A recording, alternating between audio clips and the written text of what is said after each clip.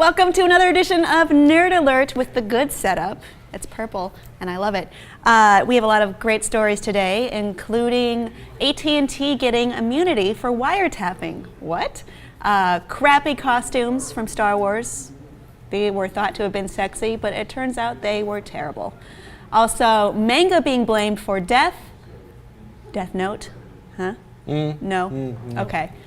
And many, many more. So let's get started. There are some new sexy Star Wars costumes being sold now, presumptively for Halloween. I don't know if you would call them sexy as much as you would call them hideous. Let's take a look. So here we have a shirt that doesn't match the skirt for no reason. And we get this great hat for no reason to replace the helmet of these iconic characters.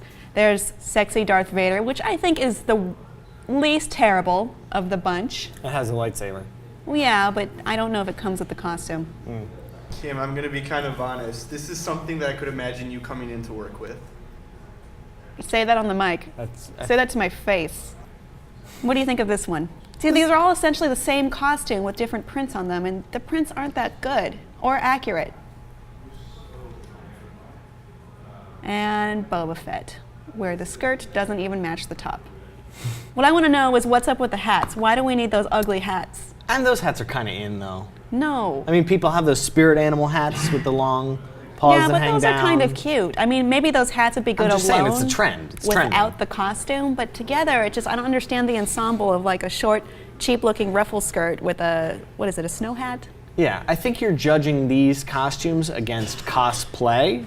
I think you should, because cosplay is costumes. People don't want to spend hours and hours and hours making Halloween costumes, and they don't want to spend hundreds of dollars on it. But the people who do have the best costumes. Yes, they do. I think wearing something that bad shows kind of a lack of respect for the source material, and also a lack of respect of what looks good on women, which is not that. But there are ways to gender bend costumes that look good. So the one, maybe we can't see in this monitor. Does one of those have boobs? Yes, one of those has boobs. Okay. And they're a couple, and it's so sweet. But look how her costume doesn't sacrifice detail. It's maybe not the sexiest. Let's move to a sexier one. Do you like that one? Okay, now you're telling me that's Darth Vader. Yeah, but it's like extremely sexified. I mean, the helmet got replaced with a hairstyle. It's still, yeah, I'm gonna give you, it doesn't really look like Darth Vader. But I would also venture to say it looks about the same like Darth Vader as the other one, except it doesn't look shitty. Well, it doesn't look cheap. Yeah. It looks like someone put a lot of effort into it. Yeah, and it doesn't look any more like Darth Vader. No, than the that's other true, one. but the details matter, I think, and it looks like someone at least put attention in. That's Jaina Solo. Okay. But she's in her X-Wing pilot uniform. I think she looks good. So now you're saying that's Jaina Solo because you know Jaina Solo at one point wore the X-Wing Yeah, and outfit. she had a lightsaber. But was the other one Jaina Solo, or was that just an X-Wing that was the fighter? that was the only female X-Wing pilot I could find. Ah. Yeah. Here we go. Right? Okay, see, this is definitely cosplay. Yeah. And people don't want to do all that for Halloween. They're just going to one party where they're going to get drunk and make bad decisions, and they don't want to spend all that money beforehand. They can save that costume to wear to Comic-Con later.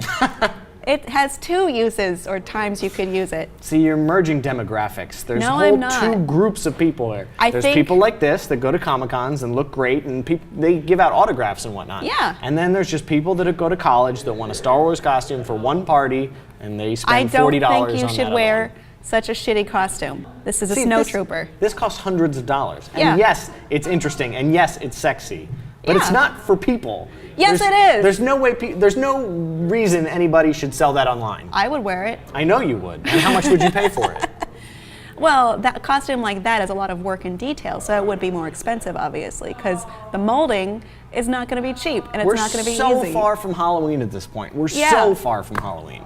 So that means we should be putting attention into our details now. That means we can't make cheap, affordable Star Wars costumes? No, because they're ugly and they're disrespectful and I hate them. Okay, well, that's an obvious, clear opinion now that you have. No, I think this and might I don't be necessarily share. Yes, those initial costumes were cheap. They did look pretty terrible, but they serve the purpose.